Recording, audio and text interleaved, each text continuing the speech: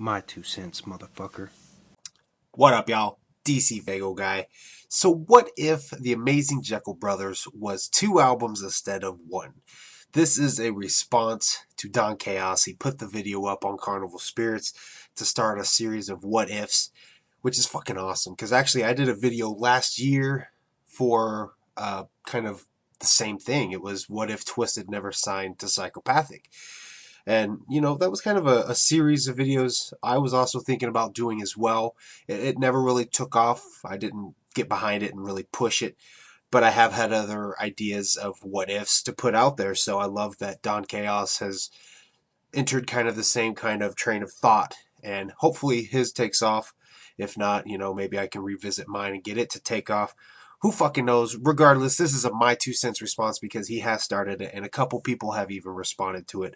So basically what I want to say about that is I definitely think it really could have happened, but I have to agree with what one individual said that commented on his video.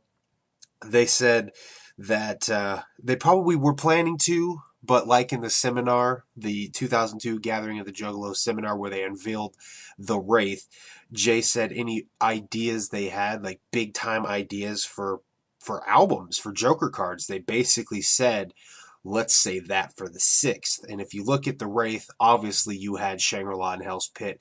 You had 2 albums of one Joker card.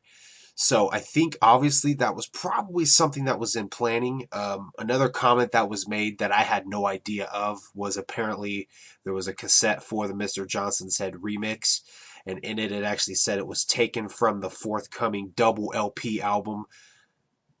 I don't remember if it said the Amazing Jeckel Brothers or not, but it basically said that the next Joker card was going to be a double album, and it wasn't. I mean, it kind of was in a way. I mean, even when they did the limited edition press up of it, they had the sleeve. Of course, even the old ones you could get a Jake or a Jack. But one thing I love about this one right here is the fact that actually when you look at the sleeve, one says Jake, one says Jack. So I don't know. I think maybe they probably was planning to. They decided not to for the for the fact of they were saving their big ideas for the Wraith for the last one. But I definitely think that would have been possible. It would have been dope. How that would have worked, I don't know. I think a lot of people are saying the same thing of you'd obviously have a positive and a negative, which is what Hell's Pit and Shangri-La was, which is what Lost and Found has been. So I think the fact if they would have done that with the Amazing Jeckel Brothers, I think it definitely would have taken away from the Wraith. And it's obvious that's probably why they decided to make Wraith be the double instead of Amazing Jeckel Brothers. So I think if they were going to do that and still have the Wraith be what it was, they would have definitely had to not do that, not have one be a positive and a negative. Just basically jam it with 2 albums of fucking Insane Clown Posse, which they ended up doing with Bizarre Bizarre. So I definitely think if Bizarre Bizarre didn't happen the way it did, they could have very well made a double album of Amazing Jeckel Brothers. So basically in this what if they made this into 2 actual full CDs, I can't even imagine what that would have been like because the Amazing Jeckel Brothers is definitely a favorite among a lot of juggalos. I absolutely love it. It wasn't the first Joker card I heard.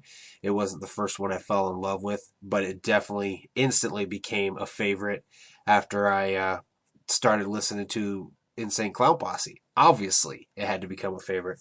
So I think they definitely could have done it, but I can see why they didn't. So, that's just kind of the way things worked out. And because of it, they took the idea, they applied it to the Wraith, and they've applied it now to the Marvelous Missing Link. And so I think that's ultimately what it very well could have been. So it would have been dope for them to do a double album and have Amazing Jeckel Brothers be bigger than what it was. But I'm kind of glad it worked out the way it did. But there you guys go. That's a what if. So thank you guys for watching. I'll see you guys later.